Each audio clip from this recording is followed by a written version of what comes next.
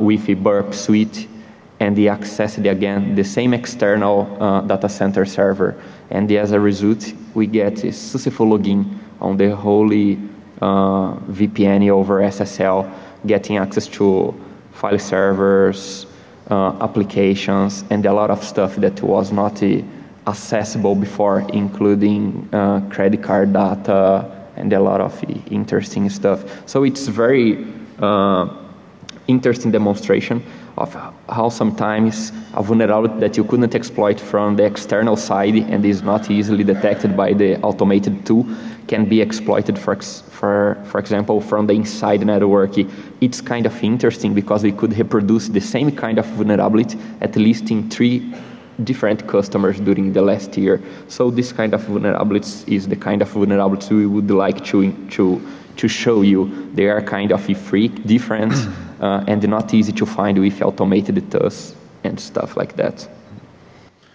Yeah, and that's always interesting because you're taking you're taking an external, and organizations tend to think of the perimeter's the perimeter and the inside's the inside. And, we need to secure the perimeter and the things that we do to secure the perimeter,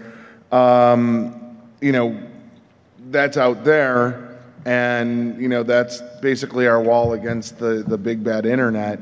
And inside we need to do different things. But like Wendel said, as a malicious attacker or a malicious insider could use external systems just as easily, against internal resources. There was another instance of something like akin to that, where we were taking a look at a phone directory, and from the inside of a network, and we're just able to basically get names of people. However, on the outside, there was actually an HR system with a vulnerability, but you had to have people's name and their HR code. Well, when used with the phone directory inside, it had the HR code, and the vulnerable app from the outside, gave enough information to kind of go through and actually get HR data from every single user at that company, including the CEO's payroll information. So those are always interesting. And it's interesting because somehow it was internal that you have to compromise external to come back to internal. Mm-hmm. This one, this one makes no sense, and we're still trying to figure out how this even worked. But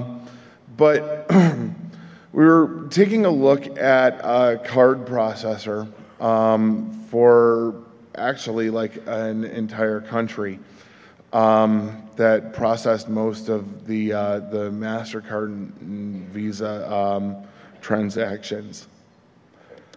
And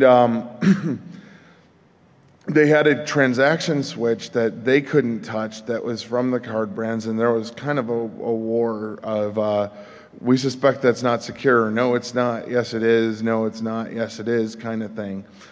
And it was very much, they said this, they said that, kind of going back and forth.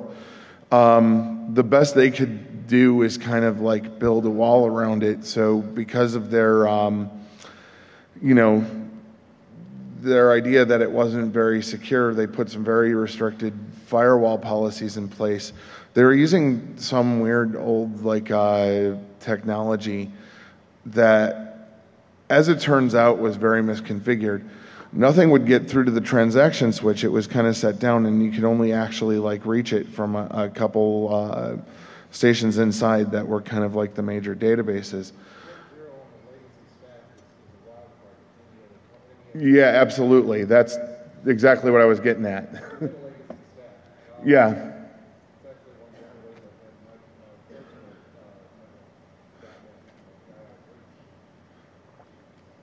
Right, and so what he's saying is, then that's exactly what we found out is, so they spent all this time like building this firewall around it on like this legacy equipment, and you know, basically like things sourced from port 0, like being a wild card on a legacy stack, it like actually kind of sailed right through.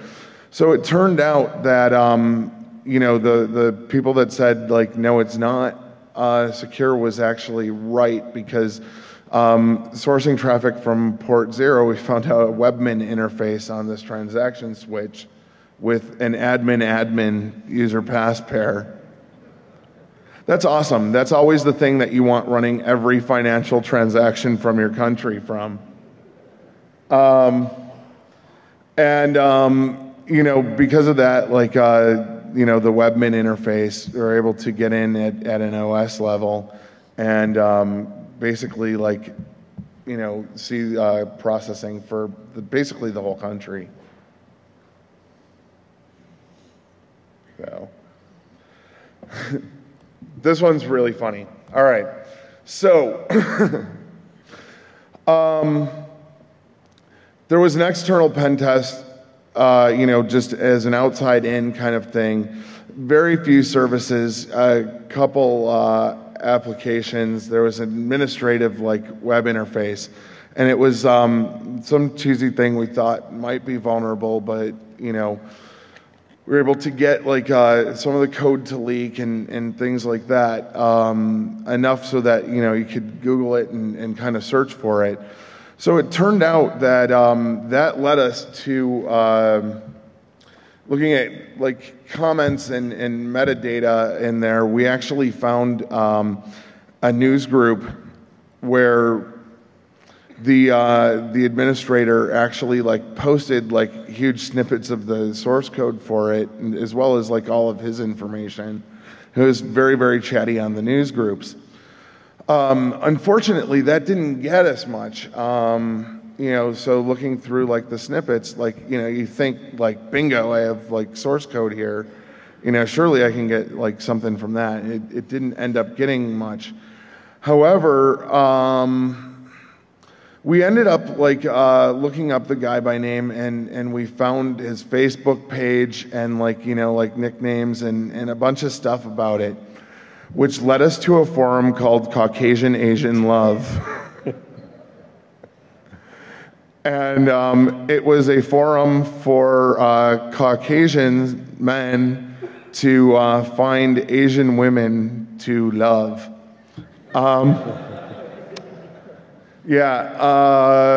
So this guy had a full profile on there. Apparently, he was really, really into it and really, really active in the Caucasian Asian Love. So anyway, we ended up building up a word list from his dating profile, and his password was a variant of love machine with the common U spelling of love, which was actually rather awesome. So we ended up getting into the administrative interface, which actually like yielded like a ton. So.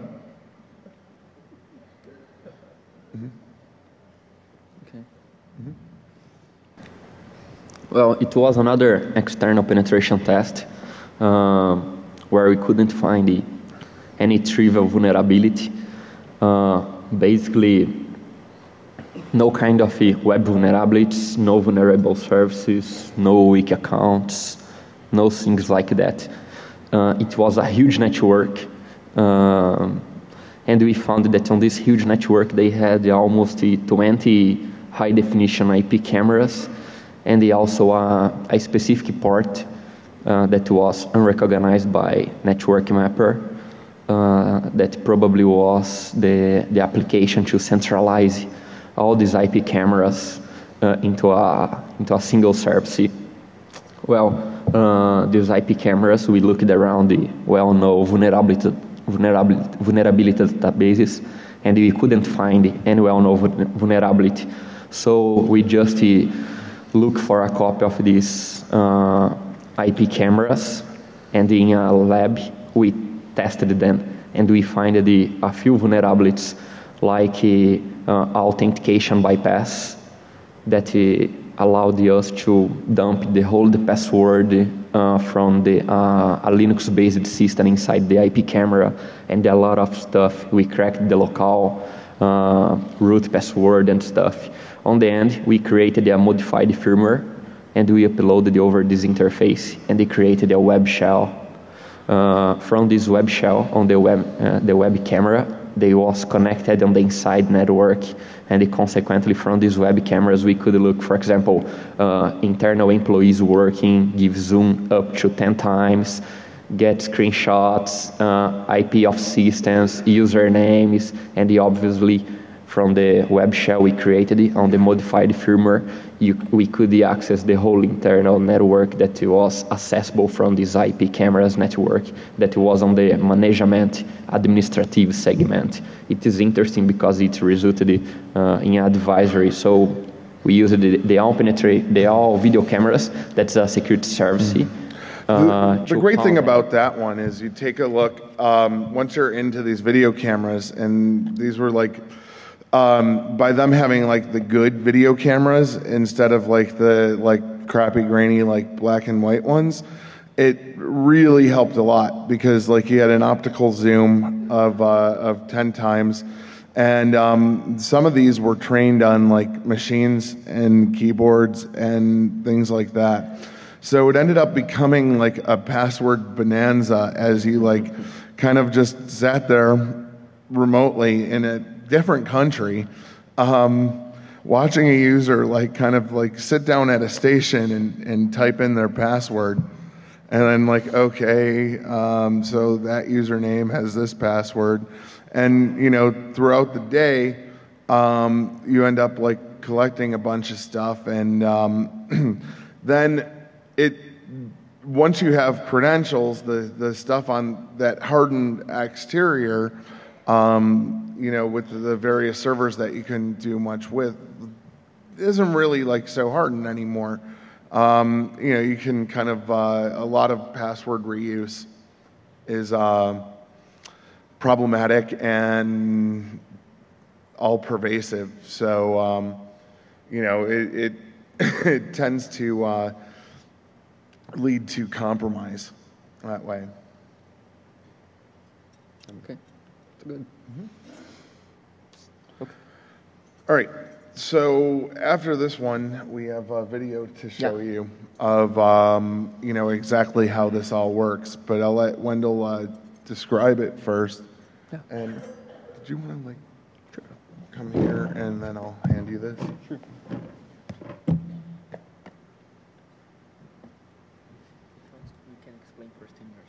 Sure. All right. Go for it. Okay. Mm-hmm. Well, personally, I really like database security, and we commonly find raw BI and the all guys on the internal network penetration test. We see a lot of database, SQL Server, Oracle's, DB2, and the MySQL, and a lot else. Well, sometimes we can compromise them with different techniques, overflows, weak accounts, problems like bad TNS configured services, etc. in Oracle.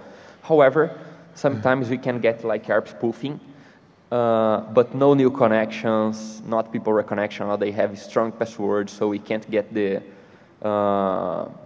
decrypt the credentials during the span time of the engagement. And that's a frustrating thing. You're in the middle and you're seeing all this stuff and you wish you could do something with it, and you know, it's like, well, I have all these sessions going, why can't I just grab one?